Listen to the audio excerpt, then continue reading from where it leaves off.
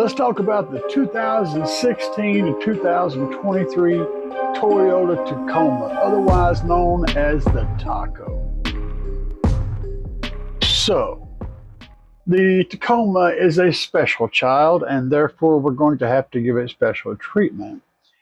A few things I noticed while researching the Tacoma is the rear doors are limited in the depth of speaker you can put in them. The front doors have quite large enclosure for a nice big driver, and the subwoofer availability is very small. So in this particular build, this is the basic audio system. If your vehicle comes with the upgraded audio system, then you're going to have a subwoofer enclosure already there and an amplified system, which is really not terribly bad. And we're not going to be addressing that system. So we're addressing the basic one. This means you just come with probably front doors and A-pillars and rear doors. And we're going to be getting rid of all that stuff. What we are going to keep in this particular build is the factory head unit, because I have messed around quite a bit with the Toyota Tacoma head unit, and it's really not bad. As long as yours does the things that you want it to do, you're in business. So let's get started. Now, in a build, I usually like to start with the sub enclosure, and the drivers for all the locations, because those are the elements that are going to be the foundation for building the rest of the gear. Having said that, the first thing that you do on a car audio installation is wiring. You want to buy your wiring. In this case, you're going to need an alt gauge amp kit. If you're doing an aftermarket head unit, you'll need one set of RCAs to run from the head unit to the DSP, and then you'll need 3 sets of RCAs to run to the amplifier from the DSP. If you're doing a factory head unit in this setup, you're just going to need to run, probably going to run 9-wire from your output from your amplifier or your stereo going to your speakers. You're going to run that into a 9-wire.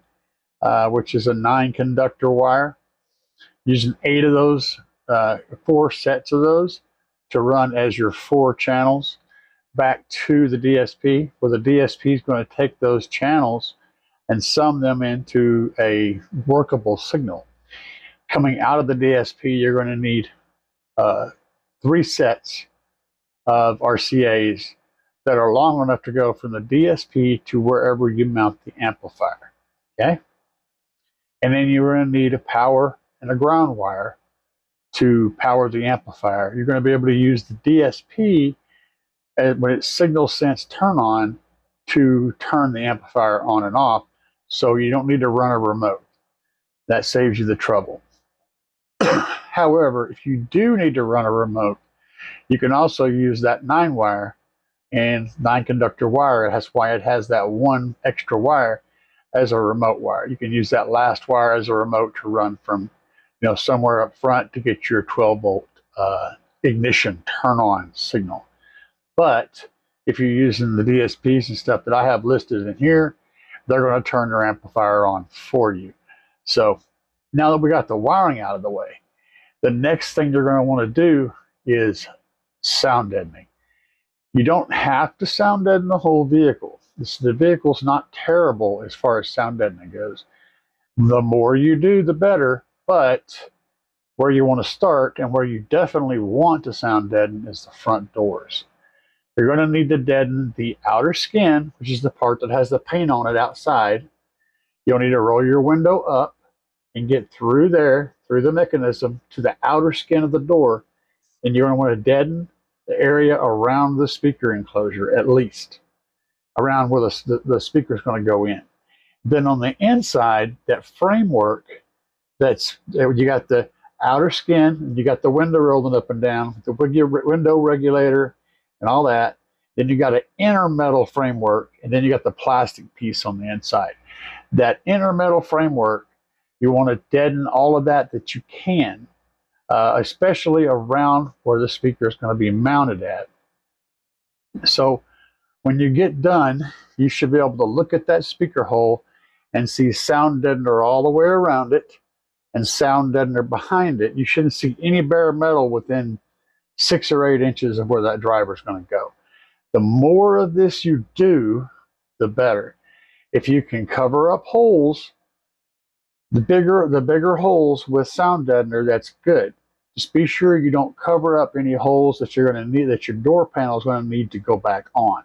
So pay attention to where the connectors and fasteners are on the inside door panel, and make sure you don't block any of those. Having said that, we're going to use the factory wiring, so we don't have to worry about running any extra speaker wire, except for the subwoofer. And let's get started.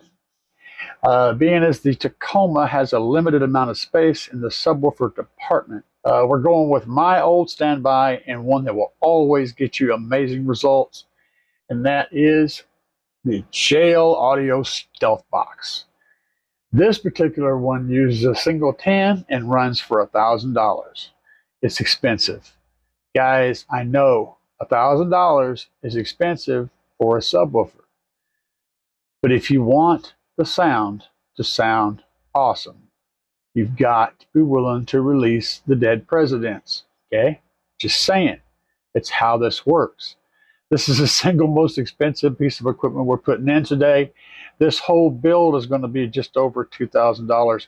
So I think we can afford to drop $1,000 on an amazing sub and an amazing, beautiful enclosure, which will give you a factory fit and finish that you're looking for, and that deep, warm, awesome bass that you're also seeking out. So we're using the JBL Audio Stealthbox, and you won't be disappointed in the JBL Audio Stealthbox. Never. They're always great. And the doors, the front doors specifically, because we need the extra bass.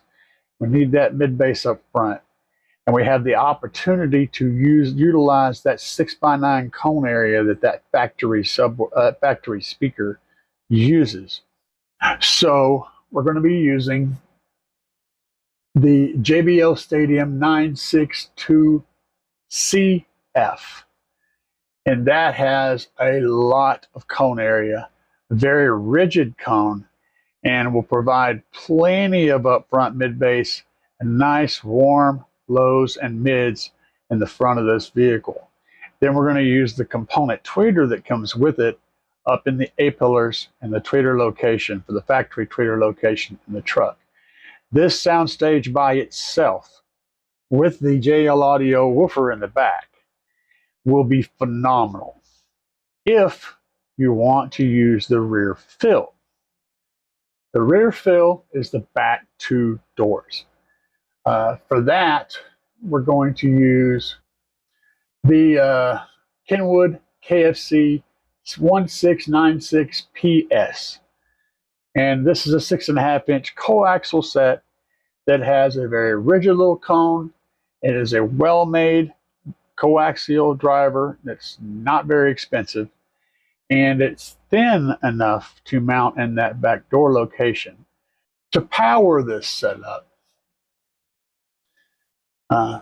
before we get to the amplifier, we're going to talk about the DSP. And I have picked 2 potential DSPs. One of which, if you're going to use an aftermarket head unit, and that's very specific, then we would use the Audio Dynamics ADD SP46, which is Audio Dynamics' very lowest cost DSP. It is a 4-in, 6-out, which would handle all we need to do in the vehicle, and for $250. Here's the thing. That particular DSP does not have summing ability. So if you wanted to use it with a factory head unit, you would have to have a pack unit in there to sum your frequency and get a flat frequency to carry over into it. So it's recommended, but only under specific circumstances. If you don't know what I'm talking about and you just want to go do something that's going to work for everything, then you can use the DSP that I have in my personal vehicle, which is their number 2 from the bottom line, and that is the Audio Dynamics SP46AT. The AT is an auto-tuning DSP. You have to buy the microphone from Audio Dynamics, and I think it's about $100. But you plug that microphone in, set it up in your driver's seat, and run the program on your computer, and it will literally tune the entire vehicle for you. It'll set time alignment, EQ, everything. Now, for the amplifier, we are going with, and there's a lot of opportunity out here for different amplifiers, okay? I'm giving you the one that I picked out for the specs that it has, the price range it has, the reputation of the build house and the dealer that sells the amplifier, and all of these things that are important as far as making it work in this system, okay? And what I chose is the 6-channel CT Sounds 6-channel amplifier. It is 150 watts per channel on 6 channels. All of them can be combined together. So you can run 1, 2, 3, and 4 for your front. You can run them for your front stage if you're not using your rear doors. You can leave the crossovers out up front, and you can run tweeter, door. Or you can leave the crossovers in on the setup that I have and run front, rear. And then on the back, with your other 2 stages, put those together to get 300 watts, send that to the JBL Audio Stealth subwoofer, and you've got yourself a rock solid foundation. You got a good quality amp, you've got an excellent quality DSP, all your wiring's been run, it's all tucked and hidden and put away. You've got an awesome subwoofer in the back in a box that looks like it was built in the truck. It's going to sound amazing. You've got JBL Stadiums up front, which you've never heard any JBL Stadium speakers. Prepare yourself to have your mind completely blown at how good they sound. They are great drivers. If you're wanting to get quite loud and produce a lot of bass up loud, JBL Stadiums will rock your socks. They're really good drivers. So you've got overall a really good system. You'll be able to tune it, that factory head unit, dial it in, and get that thing to sounding like it was meant to sound in the beginning. Hopefully this was helpful for you guys. If it was, be sure to hit the button and the round circle thing, and let me know in the comments what I did wrong, what I did right. What vehicle would you like to see next? Thanks, guys. Peace.